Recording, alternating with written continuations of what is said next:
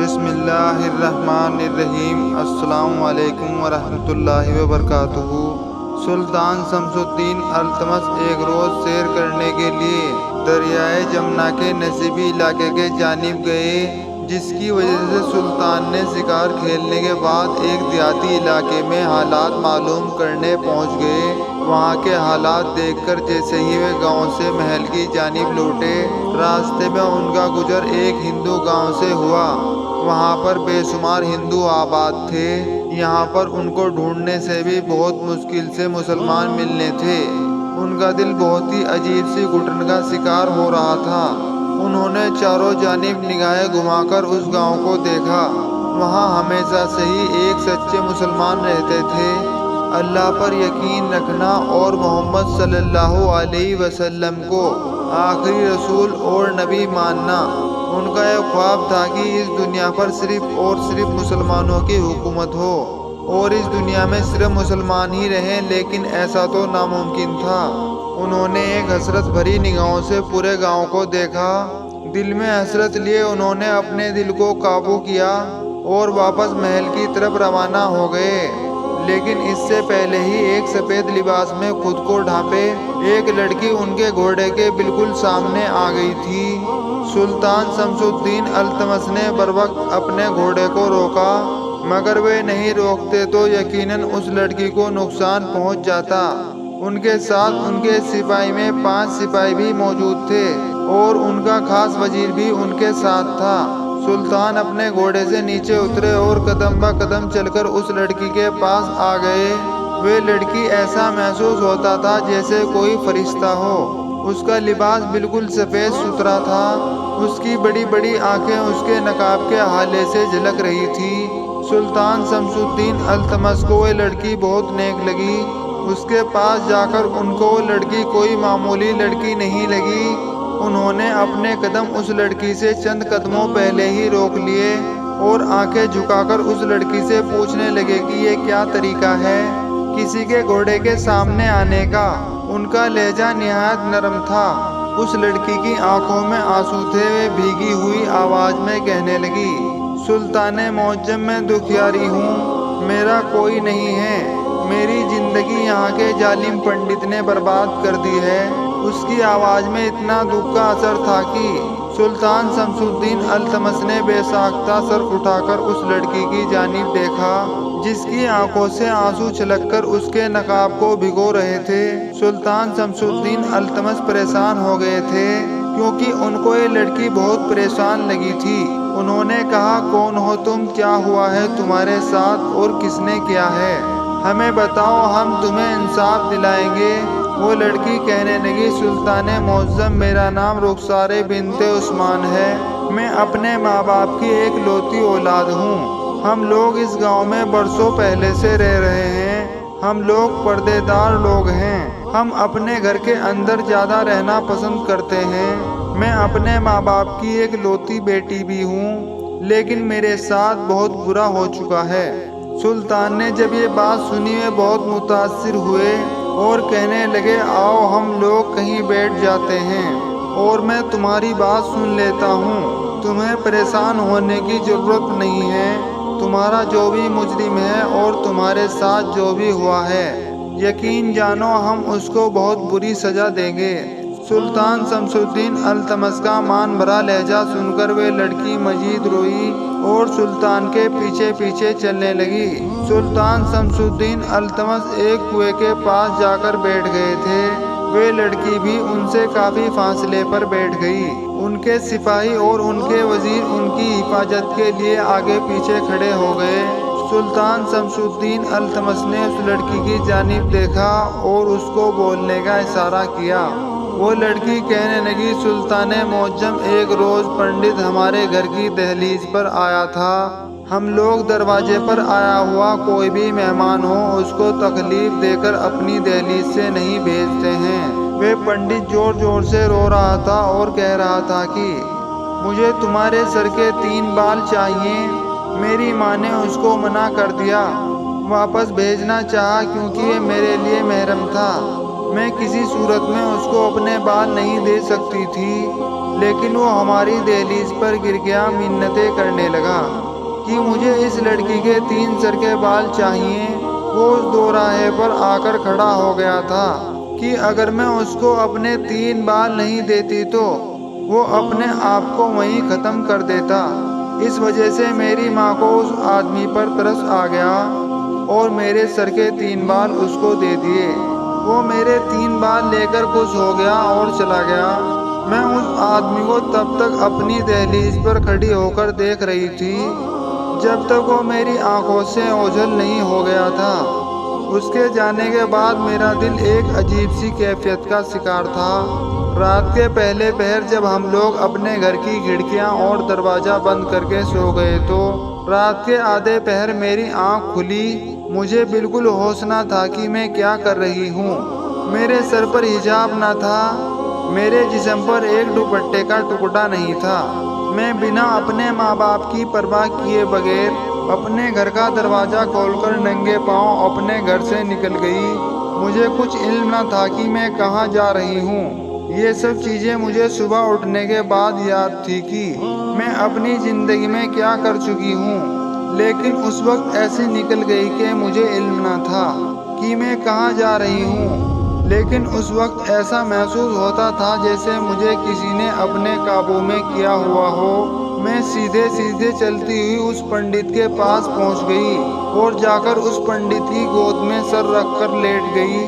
اس کے بعد مجھے یاد نہیں اس پنڈت نے میرے ساتھ کیا کیا تھا، لیکن سلطان معظم میں نے کبھی بھی ایسا کوئی کام نہیں کیا جس کی وجہ سے میری ماں کو تکلیف ہو یا اس کی عزت پر کوئی آنچ آئے۔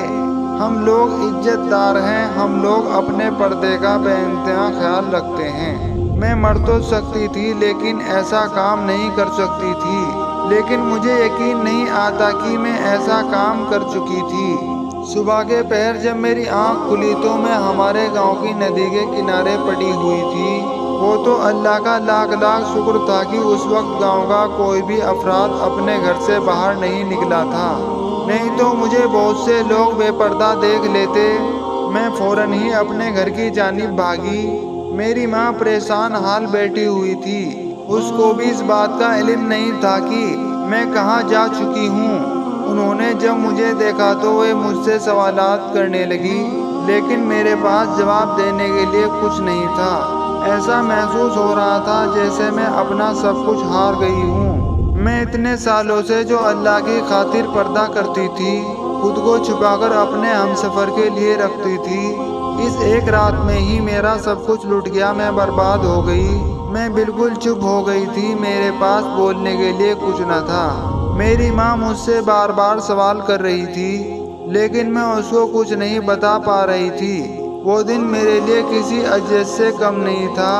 اگلے روز ایک بار پھر وہ آدمی ہماری دہلیز پر کھڑا ہو کر میرے 3 بال مانگ رہا تھا۔ میری ماں نے اس کو ڈانٹ پھٹکار کر بھیج دیا کیونکہ وہ اس بار میرے بال نہیں دینا چاہتی تھی۔ لیکن نہ جانے مجھے ایسا کیا ہوا کہ وہ جیسے ہی میری دہلیز سے نیچے اترا، میں نے اسے آواز دے کر روک لیا اور اس کو اسی وقت اپنے بال کاٹ کر دے دیے۔ میری ماں مجھے حیرت سے دیکھ رہی تھی کیونکہ میں اس وقت اپنی ہوش میں ہی نہیں تھی۔ اس کو بال دینے کے بعد میری ماں نے مجھ سے بہت سے سوالات پوچھے۔ وہ مجھ پر چیخی چلائے غصہ کرنے لگی کہ تم نے اس کو بال کیوں دیے، لیکن سلطان معظم، اس آدمی کو جب میں بال دے چکی تھی اس کے بعد مجھے ہوش آ گیا تھا، لیکن اس سے پہلے مجھے محسوس ہوتا تھا جیسے مجھے کسی نے اپنے قابو میں کیا ہوا ہو۔ سلطان شمس الدین التمش نے اس لڑکی کی کہانی بہت غور سے سن رہے تھے۔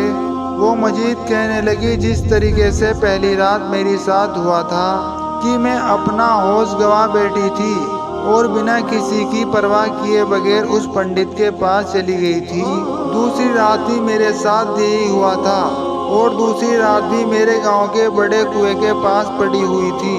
میرے کپڑے جگہ جگہ سے پھٹے ہوئے تھے۔ میں جب اٹھی تو میرے جسم میں ایک درد کی ٹیس اٹھ رہی تھی، مجھ سے بالکل چلا نہیں جا رہا تھا۔ ایسا محسوس ہو رہا تھا جیسے مجھے جانوروں کی طرح نوچا گیا ہو۔ میرے وجود کو، میری عزت کو تار تار کیا گیا۔ وہ پنڈت نہ جانے میرے ساتھ ایسا کیا کرتا تھا۔ رات کے پہر کا مجھے علم نہیں ہوتا تھا کہ میں اس کے پاس پہنچ جاتی تھی۔ لڑکی کی آنکھوں سے آنسو متواتر نیچے تیر رہے تھے، جبکہ سلطان خود اس کی کہانی کو سن کر آپ دیدہ ہو گئے تھے۔ انہوں نے اس لڑکی کی جانب دیکھا اور کہنے لگے، کیا وہ اب بھی پنڈت تمہارے پاس آتا ہے؟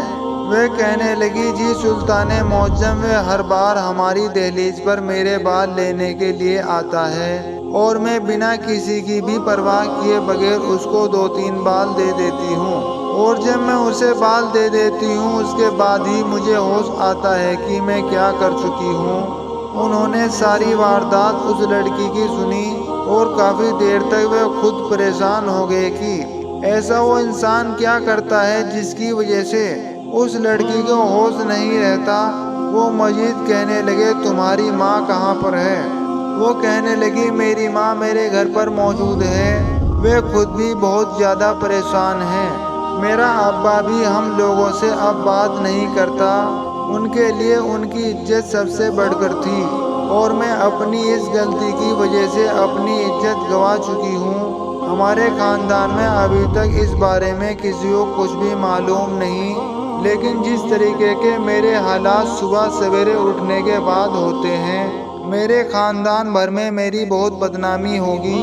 میری منگنی ہو چکی تھی، کچھ مہینوں بعد میری شادی ہے۔ سلطان معظم، مجھے انصاف چاہیے، اس پنڈت سے پناہ چاہیے۔ اس کا جب دل چاہتا ہے وہ میرے پاس آتا ہے، مجھ سے میرے سر کے 3 بال مانگتا ہے اور رات کے پہر اپنی ہوس کو بجھاتا ہے۔ میں برباد ہو رہی ہوں۔ سلطان معظم، میں نے آپ کے بارے میں بہت سنا ہے، کیسا بھی معاملہ کیوں نہ ہو آپ کسی کو بھی ایسے اکیلا تنہا نہیں چھوڑتے۔ مجھے اس ہندو پنڈت سے انصاف چاہیے۔ کافی دیر تک سلطان خاموشی کے ساتھ اس لڑکی کی گفتگو کو سنتے رہے۔ وزیر ان کے پاس ہی کھڑا سب کچھ سن رہا تھا، لیکن ابھی وہ کچھ بول کر سلطان کی نگاہوں میں برا نہیں بننا چاہتا تھا۔ سلطان نے اس لڑکی کی جانب دیکھا اور کہنے لگے کہ اگر آج کی رات وہ تمہارے پاس آتا ہے تو اور تمہارے سر کے 3 بال مانگتا ہے تو تمہیں خود پر قابو رکھنا ہوگا۔ ان کا صرف یہ کہنا تھا کہ وہ لڑکی روتے ہوئے ایک بار پھر سر نفی میں ہلانے لگی اور کہنے لگی، سلطان معظم، یہ میرے بس میں ہوتا ہی نہیں۔ میری ماں خود اس چیز کو لے کر پریشان ہے۔ وہ تو دروازہ تک نہیں کھولنا چاہتی، لیکن پنڈت ہمارے گھر سے تھوڑا ہی دور ہوتا ہے کہ مجھے محسوس ہو جاتا ہے کہ وہ ہمارے گھر کے پاس آ رہا ہے۔ میں اس سے پہلے دروازے پر کھڑی ہو کر اس کا انتظار کرنے لگتی۔ میں کچھ بھی کر لوں میں اس سے بچ نہیں پا رہی۔ میں کیا کروں؟ میں بہت پریشان ہوں۔ اگر میرے سسرال والوں کو اس بارے میں علم ہو گیا، انہیں معلوم ہو گیا کہ شیخ زادی ہو کر میں اپنی عزت گنوا چکی ہوں، تو وہ لوگ میرا رشتہ توڑ دیں گے اور سارے گاؤں میں یہ بات پھیل جائے گی۔ سب لوگ یہی بولیں گے، ایک اچھی لڑکی نہیں ہوں، میں نے اپنے باپ کی عزت کو رون دیا، میں بے گناہ ماری جاؤں گی۔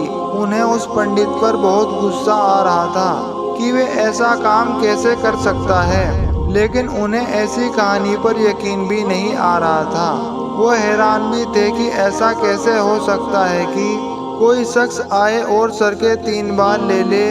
اس کے بعد بال دینے والی لڑکی اس آدمی کے پاس خود چلی آئے۔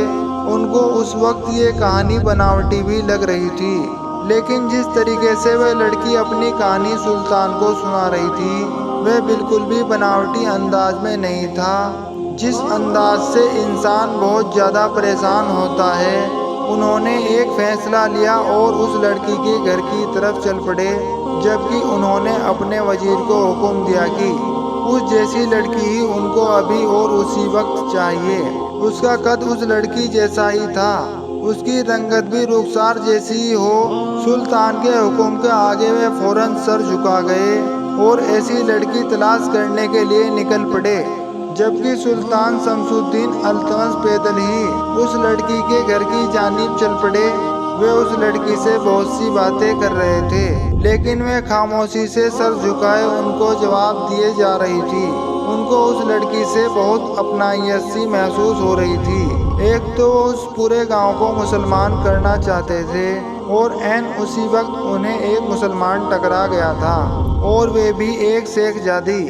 ان کا دل اس لڑکی کی جانب سے بہت خوش تھا، لیکن اس کے ساتھ ہوئی اذیتن کہانی کی وجہ سے وہ اپنی خوشی بیان نہیں کر سکتے تھے۔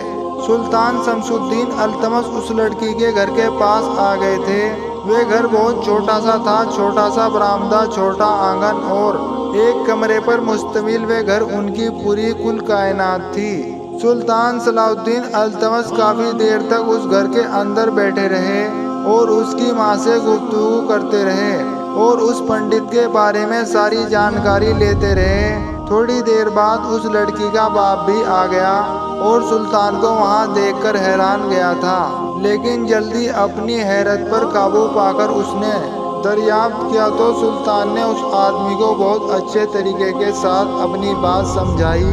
ان کے بولنے کا انداز، ان کے سمجھانے کا انداز اتنا اچھا تھا کہ وہ آدمی جو اپنی بیوی اور بیٹی سے بدظن ہوتا جا رہا تھا، اس نے فوراً ہی بے ساختہ اپنی بیوی اور بیٹی کو گلے سے لگا لیا تھا اور ان کا ساتھ دینے پر آمادہ ہو گیا تھا۔ تھوڑی دیر انتظار کے بعد وزیر ایک لڑکی کے ساتھ ان کے گھر کے اندر داخل ہوا۔ وہ لڑکی بالکل رخسار کی جتنی لمبی، اس کی رنگت جیسی ہی تھی۔ انہوں نے رخسار کی جانب دیکھتے ہوئے حکم دیا کہ اپنا ایک لباس اس کو دے دو۔ رات کے پہر جب وہ آدمی آئے گا تو تم ایک کمرے میں بند ہوں گی، باہر سے تمہارے کمرے کے اندر تالا لگایا جائے گا، اور جب وہ آدمی اس لڑکی سے بال مانگے گا تو وہ اپنے بال نہیں بلکہ ایک گدھی کے بال دے گی، اور اس کے بعد ہم دیکھتے ہیں کہ آخر وہ ایسا کیا کرتا ہے جس کی وجہ سے تم بے قابو ہو جاتی ہو۔ سلطان کے اس منصوبے کو سن کر سب لوگ ہی متاثر ہو گئے اور فوراً ہی سلطان نے گدھی کے بال بھی منگوا لیے تھے۔ اس لڑکی کو اس گھر کے اندر چھوڑ کر باہر آ گئے تھے۔ انہوں نے پورا دن گاؤں میں گزار دیا تھا۔ شام کے پہر وہ آدمی جو ہندو پنڈت تھا، وہ رخسار کی دہلیز پر ایک بار پھر آ گیا تھا، لیکن اس سے پہلے رخسار کی ماں نے اس کو ایک کمرے میں اندر بند کر دیا۔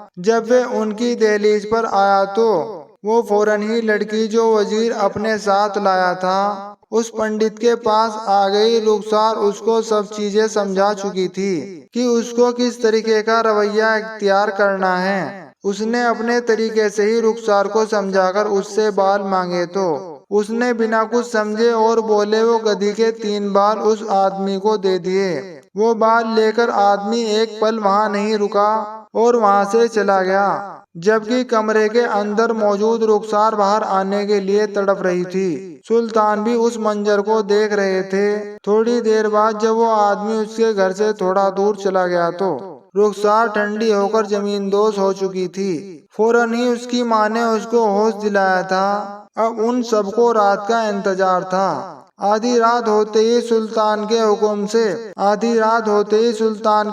سے وہ لڑکی جو وزیر کے ساتھ آئی تھی اس پنڈت کے پاس جانا شروع ہو چکی تھی۔ اس کے پیچھے سلطان اور وزیر، اس کے سپاہی اور لڑکی رخسار خود بھی جا رہی تھی۔ وہ لڑکی جو وزیر کے ساتھ آئی تھی وہ بالکل ہوش میں تھی، کیونکہ اس نے اپنے سر کے بال نہیں لیے تھے۔ اس کو سب کچھ معلوم تھا کہ وہ کہاں پر جا رہی ہے اور کیا ہو رہا ہے۔ وہ لڑکی جب اس جگہ پر پہنچ گئی جہاں پر اس پنڈت کا حجرہ تھا، سب لوگ ہی سامنے ہوتے اس منظر کو دیکھ کر حیران ہو گئے۔ رخسار کی تو باقاعدہ چیخ نکلتے رہ گئی تھی، جبکہ سلطان شمس الدین التمشی ماتھے پر بل ڈالے سامنے کے منظر کو دیکھ رہے تھے۔ وہ پنڈت بیچ میں بیٹھا ہوا تھا اور اس کے ارد گرد بہت سے دیے رکھے ہوئے تھے، بنا آگ کی گڑیا اور بہت سی راکھ آس پاس پڑی ہوئی تھی۔ کروس کے نشان بنے ہوئے تھے۔ اور وہ آدمی آنکھیں بند کیے ایک انسانی کھوپڑی پر پڑھائی کر رہا تھا۔ سلطان اور اس کے ساتھ موجود سپاہی وزیر سب لوگ سمجھ چکے تھے کہ وہ آدمی رخسار پر کالا جادو کرتا تھا، اس کے بالوں پر کالا جادو کر کے اسے اپنے قابو میں کرتا تھا، جس کی وجہ سے وہ بغیر بلائے اس آدمی کے پاس پہنچ جاتی تھی اور وہ آدمی اس کے ساتھ غلط کاری کر لیتا۔ سلطان نے اشارے سے اس لڑکی کو اندر جانے کے لیے بولا۔ وہ لڑکی خوف زدہ نظر آ رہی تھی، لیکن سلطان کے آس پاس کھڑے ہونے کی وجہ سے وہ فوراً ہی اندر چلی گئی اور بالکل ایسا ہی رویہ اختیار کر رہی تھی جیسا اسے رخسار نے بتایا تھا۔ وہ پنڈت کے پاس جا کر بیٹھ گئی، لیکن اس نے اپنا سر اس کی گود میں نہیں رکھا۔ اسی وقت اس پنڈت نے اپنی لال سرخ آنکھیں کھول کر اس لڑکی کی جانب دیکھا تھا اور بے ساختہ اس سے دور ہو گیا تھا اور گھبراتے ہوئے کہنے لگا، کون ہو تم اور یہاں پر کیا کر رہی ہو؟ جبکہ اس لڑکی کے اندر بولنے تک کی سکت باقی نہ تھی۔ اس آدمی اور وہاں کے ماحول کو دیکھ کر وہ بھی بہت زیادہ گھبرا گئی تھی۔ جو چیز سلطان نے اس کو سکھائی تھی اس کو اس پر عمل کرنا ہی تھا۔ بنا ڈرے انداز میں اس پنڈت کو دیکھتے ہوئے کہنے لگی، میں تو آپ کے پاس آئی ہوں، آپ نے ہی تو مجھے بلایا ہے۔ اس کی آواز رخسار کی آواز سے مختلف تھی۔ وہ پنڈت سمجھ چکا تھا کہ دال میں کچھ کالا ہے۔ وہ اپنی جگہ سے کھڑا ہوا اور بھاگنے لگا۔ وہ جیسے ہی بھاگتا اس سے پہلے سپاہیوں نے اسے پکڑ لیا اور اسے اسی وقت بندی بنا دیا گیا۔ سلطان شمس الدین التمش حیران تھے کہ کوئی اپنی ہوس بجھانے کے لیے اس حد تک بھی جا سکتا ہے۔ انہوں نے خواب میں بھی تصور نہیں کیا تھا۔ انہوں نے اس آدمی کی جانب دیکھا اور گرراتے ہوئے پوچھنے لگے، کتنی بہن بیٹیوں کی عزت برباد کی ہے تم نے اور کیوں کیا تم نے ایسا؟ جبکہ وہ آدمی سب کی جانب دیکھ کر بہت برے طریقے سے خوف زدہ نظر آ رہا ہے۔ وہ کسی بات کا جواب نہیں دینا چاہتا تھا، وہ کسی بھی طور پر بھاگ جانا چاہتا تھا، لیکن سلطان کے سپاہیوں نے اس کو اس طریقے سے قابو کیا ہوا تھا کہ سوال ہی پیدا نہیں ہوتا تھا کہ وہ ایک انچ بھی ان کے شکنجے سے ہل پائے۔ انہوں نے فوراً ہی اپنے سپاہیوں کو حکم دیا کہ اس ملعون شخص کا سر دھڑ سے الگ کر دیا جائے، کیونکہ یہ سچ نہیں بتا رہا۔ اتنا سننا تھا کہ وہ آدمی رٹو طوطے کی طرح شروع ہو گیا کہ وہ مسلمانوں سے خار کھاتا ہے، اس گاؤں میں جتنے بھی مسلمان ہیں ان کے ساتھ ایسا ہی کرتا ہے اور ان کی بہن بیٹیوں کی عزت کو خراب کرتا ہے اور صبح ہونے سے پہلے انہیں گاؤں کی ندی یا کنویں کے پاس پھینک دیتا ہے۔ کئی دنوں سے میرے کانوں میں رخسار کی باتیں آ رہی تھی کہ گاؤں میں ایک شیخ زادی موجود ہے جس کو آج تک کسی بھی نامحروم شخص نے نہیں دیکھا۔ تو میں نے اسی دن ہی منصوبہ بنا لیا تھا کہ میں شیخ زادی کو بے آبرو کروں گا، اس کے کپڑے پھاڑ کر اس کو ندی کے قریب پھینک دوں گا۔ میں اس کو یہاں پر لاتا ضرور تھا، لیکن صرف جسمانی تکلیف دینے کے لیے۔ میں نے کبھی بھی رخسار کے ساتھ بدکاری نہیں کی، بس اس کے کپڑے پھاڑ کر میں ندی یا کنویں کے پاس پھینک دیتا تھا۔ میں اس کے بالوں پر کالا جادو کرتا تھا جس کی وجہ سے وہ میرے قابو میں آ جاتی تھی اور یہاں پر بنا کسی کے بے ہوش کیے بغیر دوڑی چلی آتی تھی۔ سلطان نے جب یہ ساری باتیں سنی تو اگلے روز ہی انہوں نے بیچ گاؤں کے اندر اس پنڈت کو بندی بنا لیا اور ساری کہانی پورے گاؤں کی گوشت گزار کر دی کہ تمہارے پنڈت اپنی آن کو پورا کرنے کے لیے مسلمانوں کے ساتھ اتنا بڑا گناہ کر رہا تھا، لیکن مسلمانوں کا اللہ اتنا بڑا ہے کہ اس نے اپنے بندوں کی حفاظت خود ہی اور اس کی عزت پر آنچ نہیں آنے دی۔ یہ بات سن کر سب لوگ اس پنڈت کو نفرت بھری نگاہوں سے دیکھتے ہوئے لعنت دینے لگے اور بہت سے ہندوؤں نے عین اسی وقت سلطان شمس الدین التمش کے ہمراہ اسلام قبول کر لیا تھا۔ ان کا جو خواب تھا وہ پورا ہو گیا تھا اور اس لڑکی کو انصاف بھی مل گیا تھا، کیونکہ سلطان نے اس آدمی کو معافی نہیں دی تھی بلکہ اس کا سر دھڑ سے جدا کر دیا تھا۔ اس واقعے سے یہ بات ثابت ہوتی ہے، بعض اوقات جو چیزیں ہمیں نظر آ رہی ہوتی ہیں اس کے پیچھے ایک بہت بڑا راز ہوتا ہے۔ ہمیں ہمیشہ ہی کچھ ایسا کرنا چاہیے تاکہ ہم اس راز تک آرام سے پہنچ جائیں۔ انسان کی سمجھ بوجھ اس کو بہت آگے تک لے جاتی ہے۔ ویڈیو اچھا لگا ہو تو لائک، شیئر اور سبسکرائب کرنا نہ بھولیں۔ السلام علیکم۔